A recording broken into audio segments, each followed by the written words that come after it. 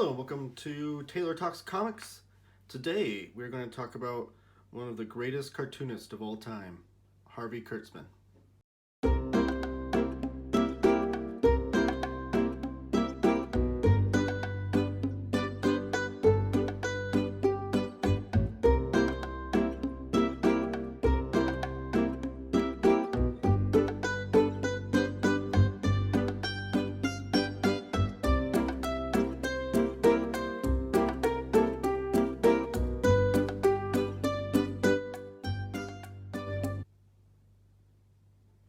Okay, so I want to preface this by saying I'm not a Harvey Kurtzman expert by any means.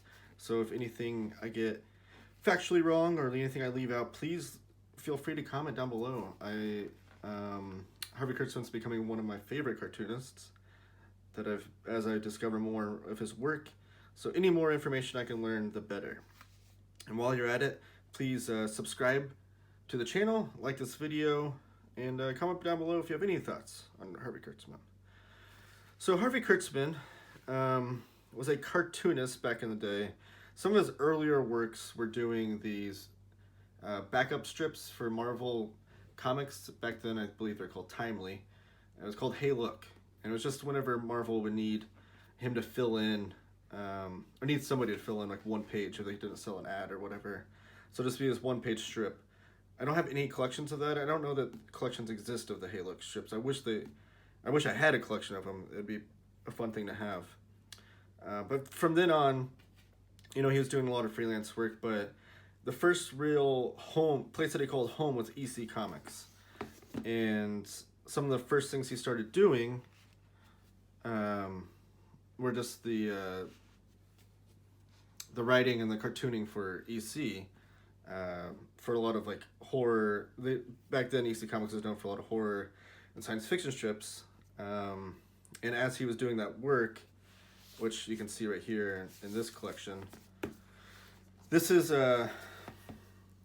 some of his science fiction stories. And these are the great collections I love from Fantagraphics, where they're artist-centric. So they'll take one artist, in this case Harvey Kurtzman, and gather all of their strips, or at least a collection of the strips from one genre. So this is Harvey Kurtzman science fiction strips. These, like I said, these are great collections. These are standard size, and their spines all look great together. Here's just a couple of them. Look great on the shelf. And they run about $28, $29 a piece, cover price. You can find them cheaper at places. But anyway, so this is a lot of Harvey Kurtzman's earlier work doing science fiction strips. There's a picture of Harvey there himself. And all these collections have like, it's great because I want to collect all of these Fantagraphics releases, and combined all the releases end up being kind of like a biography of all the artists / a historical account of EC Comics, because they each come with these like, 8 or 9 page intro biography type deals, and then they collect all of the comics. And these are all in black and white. All the Fantagraphics EC Comics are in black and white, which I absolutely love, because you really just get to see the line work and the inks and not the pencils, but just the line work without color getting in the way, and they all look beautiful. It comes on this matte paper, and they're well put together. These are actually designed by Jacob Covey, who is a fantastic book designer, and he's becoming one of my favorite book designers that I'm just kind of keeping an eye on. The YouTube channel Cartoonist Kayfabe, which is one of my favorite YouTube channels out there, very much inspired this channel you're watching right now. They did an interview with Jacob Covey, and it's just fantastic to get his count on book design. That's something you don't hear a lot of, but something that I'm passionate about. And these collections, they list so this is like Lost in the Microcosmos, the title of this strip. It has the title up here on all the pages for that strip, and then the strips retain the original page numbers, and then you get page numbers for the collections. Just really well put together, a lot of thought put into them. But these are Harvey Kurtzman, his earliest works into science fiction, and the table of contents, which again, just another eye for design here, list who was the artist and the writer for all these stories, as best they can tell. They always say EC Comics did not publish writing credits, as master records are no longer exist. Based on the information available, we believe the creator credits above are accurate. We welcome any corrections. So sometimes you'll see like question marks, but these earlier strips, some of them, like this one, is script by Ivan Clapper, question mark, and then Bill Gaines and Ivan Clapper. And when you get to here, from here on, it's all Harvey Kurtzman doing the script and art. And he became one of the main guys for EC Comics. And it was around this time that he was talking to Bill Gaines about wanting to become higher up in the office, becoming an editor, if you will. Because he was doing a lot of things like layouts for people, scripting. He just felt like he wanted a piece of the pie, if you will. And Bill Gaines was like, well, that's kind of my job. But why don't you do a war comic strip? And you could be the editor of that.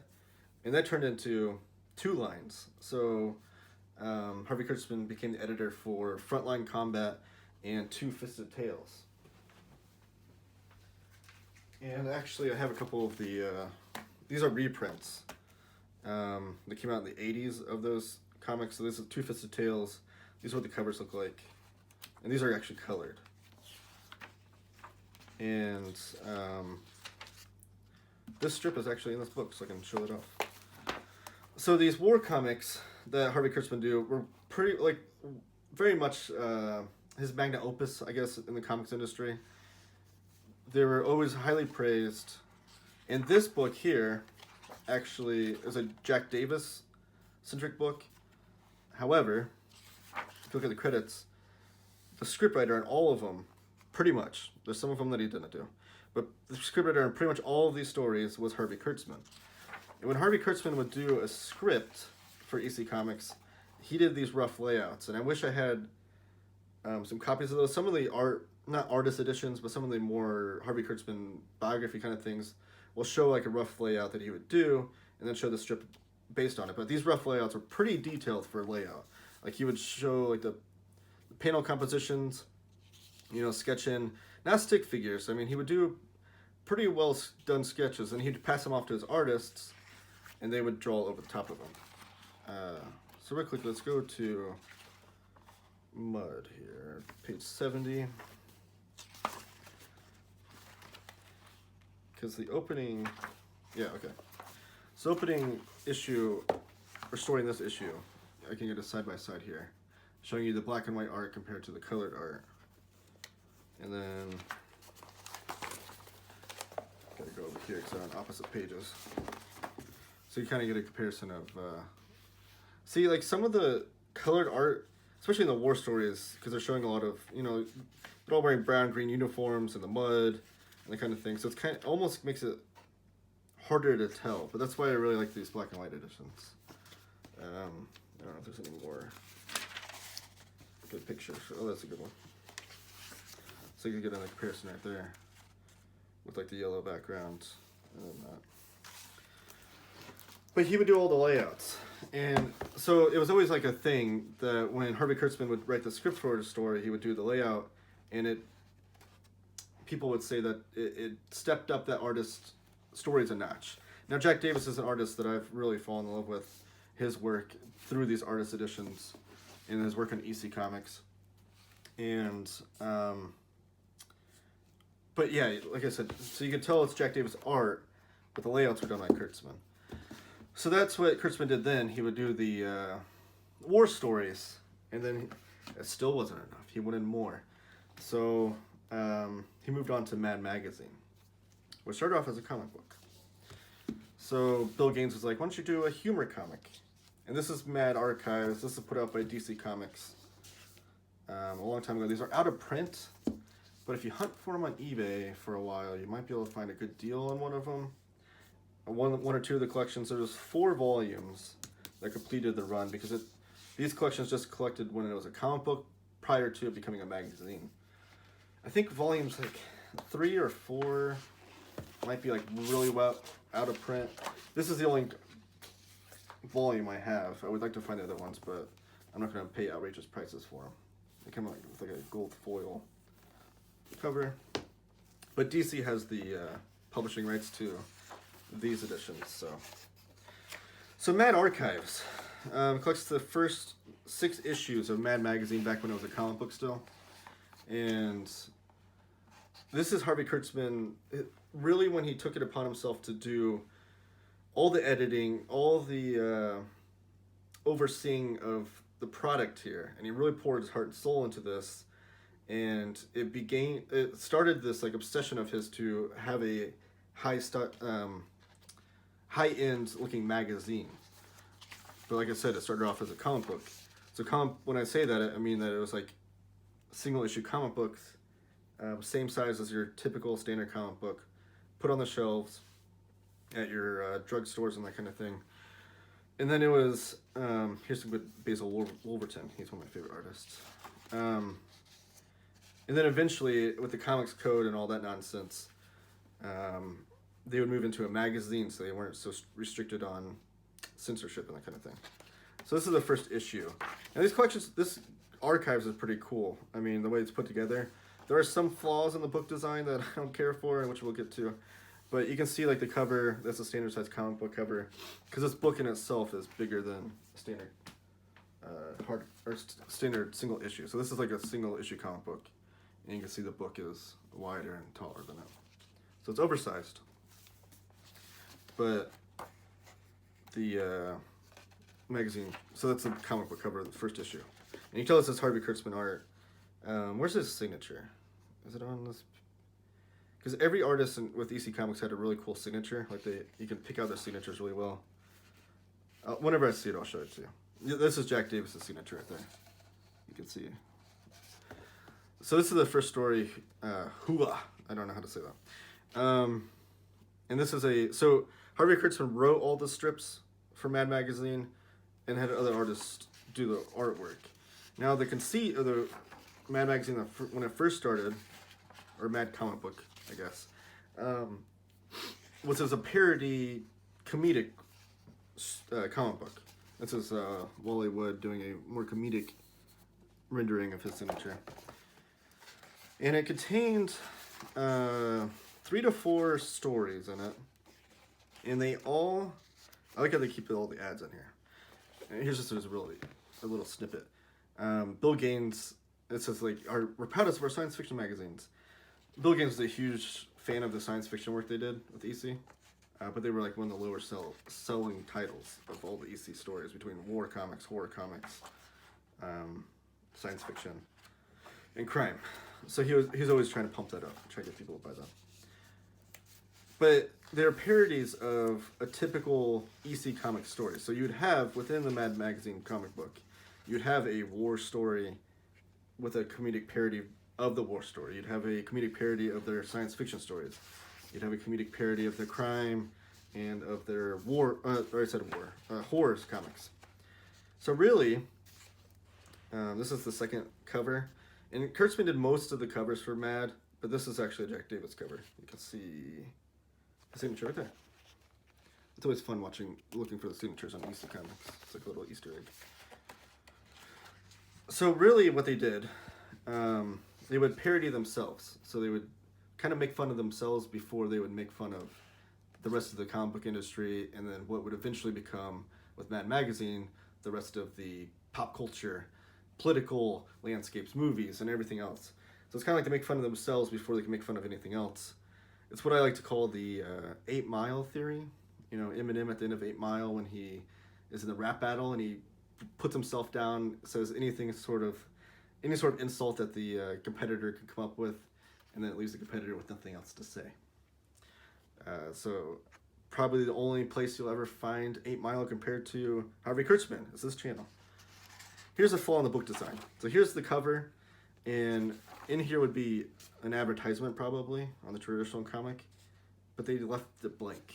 They could have put some sort of design there. Nothing. They just left it blank. It's kind of infuriating, honestly, that they didn't put any thought into that. So this is Melvin Davis. Melvin would become a thing, like a running gag throughout Mad. So this is Jack Davis' signature, but it's Melvin Davis. Again, kind of making fun of himself. Jack Davis did this strip. So Kurtzman put his heart and soul into Mad, and I do want to throw one strip in here. And eventually, like when he made it a magazine, and he took it to that level, and it still wasn't enough for him. He wanted a big, like again, a big piece of the pie. And he worked on the magazine for a little bit. He pressed. Sorry, I'm looking for one particular strip. He pressed Bill Gaines again, saying he wanted half of the company. He felt like what he was doing for the work with EC Comics was worth a stake in the company, like an actual ownership stake. Well, Bill Gaines didn't go for that, so he would eventually leave, which I'll go to my next book. This is Super Duper Man, though. This is the first time they step out of parodying just EC Comics, and they're starting to parody superhero comic books.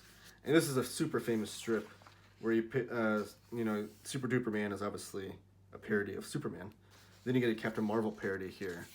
And he's got, the gag here is that he's got a dollar sign on him because of all the lawsuits of Captain Marvel that were involved over the years.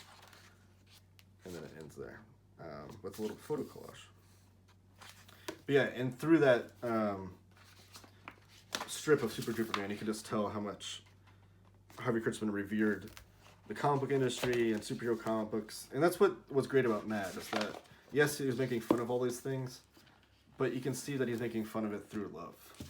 The love of the industry. It wasn't that he was really mocking the title as like looking down upon it or anything like that. Sorry, I'm trying to position my stuff here. All right, so Bill Gaines was like, no, you can't do that. You can't have half the company or a huge stake in it. So it severed the ties. And that's what led to this project. Harvey Kurtzman, again, had this desire to do a high-end magazine. And he hooked up with one of his good friends, Hugh Hefner, of Playboy, and came out with Trump. Now, I just want to preface this saying this has no relation whatsoever to the current president. So ignore that. This was before Donald Trump even became anything of note. But this is called Trump, and this was a high-end magazine. This collection is from Dark Horse and Kitchen Sink Press. There's the great spine, and the picture of Harvey on the back. And the reason why this collection is great is because Trump only lasted for 2 issues. Like I said, this was a high-end magazine, but that means that it was very expensive to produce. And the sales weren't that great. But this is a great collection from Dark Horse. I love all these paste ups. Like, so these are showing you how they would go about producing the magazine, like in these little ancillary things. It was, like, shows like a process of like printing it and stuff. Very cool. And then here's a picture that you'll see later in the magazine. And here's the people who are working on it. Some names you'll recognize. So Harvey Kurtzman, Will Elder, Al Jaffe, Jack Davis, Mel Brooks, Arnold Roth, Russ Heath, Wally Wood. So a lot of cartoonists from the EC Comics came onto this project to help Harvey Kurtzman. So they even include these letters too between Hugh Hefner and Harvey Kurtzman talking about making the magazine and what he wanted it at. So here's the big thing, the big damning thing of why this project failed. Hugh Hefner, I gave Harvey Kurtzman an unlimited budget, and he exceeded it. Just to tell you how expensive this project was to make and how it didn't profit. So again, here's another process thing. So they would do like this strip and this, and then they would paste it up on this thing to make the magazine cover. And here's Dennis Kitchen with the introduction. Here's another letter from, a response letter from Hugh Hefner to Harvey Kurtzman.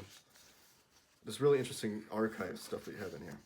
And here's this drawn up. So you can imagine before this photograph was taken, here's a rough that, like I said, these are the roughs that Harvey Kurtzman would do. And as you can see, it's very detailed. Probably more than he needed to do, but he really wanted to make sure he got it right. So you can see even the ink bottles, the little moon here, all there. Very cool. And then here's the pasted up version. So it's even add like little process techniques, like add bleed here, eliminate this rope here. Like, so it's just great insight into all the little details that Harvey Kurtzman would obsess over. So here's portrait of Harvey Kurtzman, and then Jaffe by Jaffe, Elder by Elder, Davis by Davis. So they're all doing self-portraits as cartoonists. And there's like the Trump mascot. And then here's the first complete issue. So it tells you, has a little indicia up here too, telling you what you're looking at. So this is the front cover of the first issue of Trump. This is what it would look like on the magazine back. And then that's the final picture that we've seen the process of so far, with Will Elder, Wally Wood, Jack Davis, and Harvey Kurtzman in this shot. So this was a very much a humor magazine, but it was